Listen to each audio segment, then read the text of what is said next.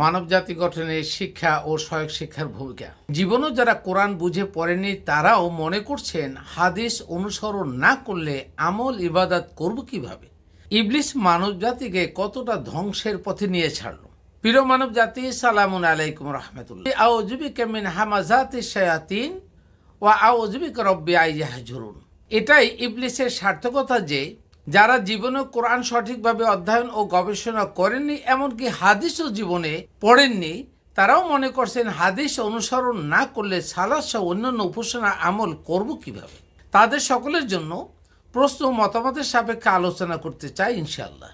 এক, আপনি কোরআনও জানেন না, এমনকি হাদিসও জানেন না, তাহলে আপনি কিভাবে বুঝলেন যে প্রচলিত হাদিস অনুসরণ না করলে কোনো ইবাদতের পদ্ধতি জানা যাবে না, বা কেমনে জানবো তা বোঝা যাবে না। দুই, প্রচলিত হাদিস দ্বারা যে পদ্ধতি আমাদেরকে শেখানো হয়েছে তাই যে সঠিক পদ্ধতি, তার ভিত্তি কি। তিন, কোরআনের অতিরিক্ত কথা কাজ প্রচলিত হাদিস দ্বারা যা বিকৃত করা হয়েছে তা কি মানবজাতির জন্য জানা ফরজ, নাকি কোরআন যা অনুসরণ করতে বলেছে শুধু তাই অনুসরণ করা আমাদের জন্য ফরজ।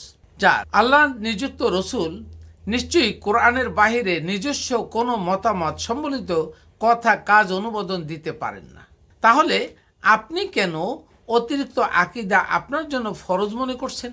পাঁচ, আদম আলাইহিসসালাম থেকে শুরু করে অদ্যাবধি যারা ইবলিসের চক্রান্তের দৃশ্যত শিকার, তাদের মধ্যে যারা উপলব্ধি ফিরে পেয়েছে, তারা কিভাবে উপলব্ধি ফিরে পেয়েছে।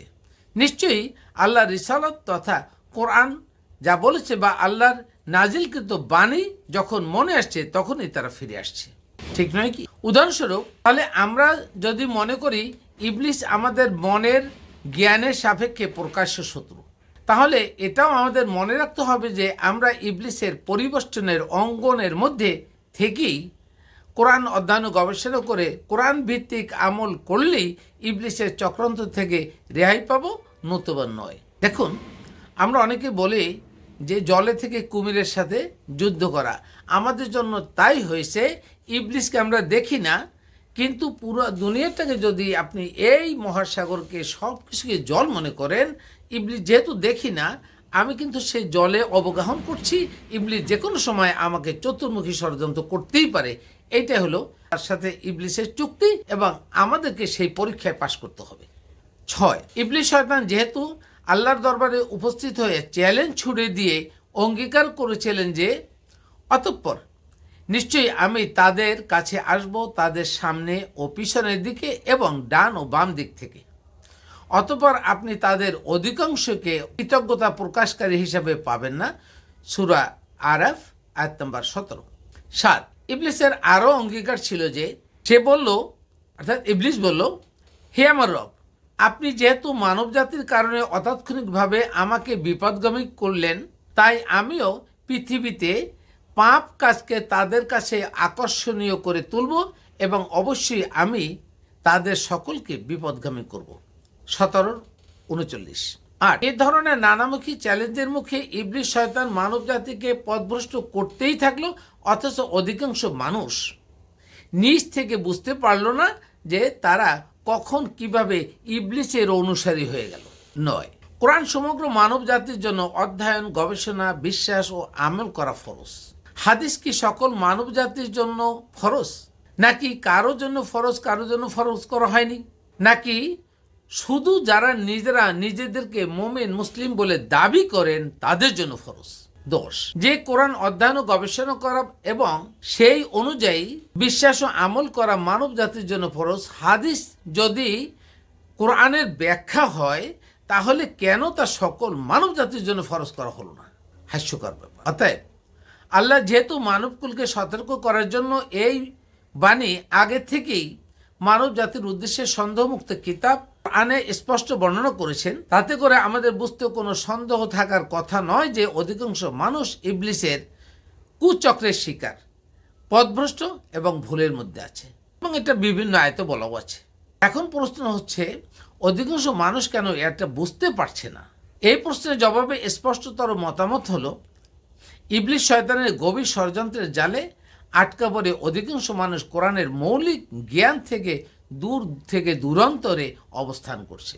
এমনকি ইবলিস তাদের মনে বা সদরে এমনভাবেই কুমন্ত্রণা দিতে সক্ষম হয়েছে যে ক দুনিয়ার অধিকাংশ মানুষ উপলব্ধি পর্যন্ত করতে পারছে না যে মানুষ হিসাবে আমাকে অবশ্যই পরিপূর্ণ কোরআন তথা আল্লাহ রিসালাত পড়তেই হবে, জানতেই হবে এবং আমল করতে হবে, বা আমল করার জন্য সকলেই আদিষ্ট।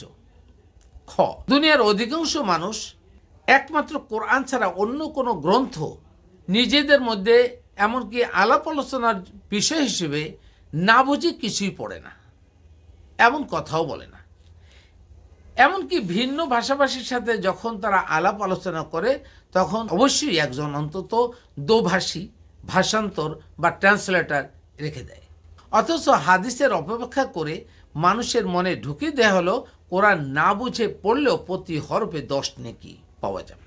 এমনকি কোরআনের বাণী ছাড়াও যে কোনো আরবি লেখা পড়ে থাকতে দেখলেও মানুষ মনে করে এটাও মনে হয় যেহেতু আরবি তাই ভিন্ন ভাষাভাষীর লোক মনে করে এটা পড়লেও মনে হয় 10 নেকি পাওয়া যাবে। কতটা হাস্যকর কথা।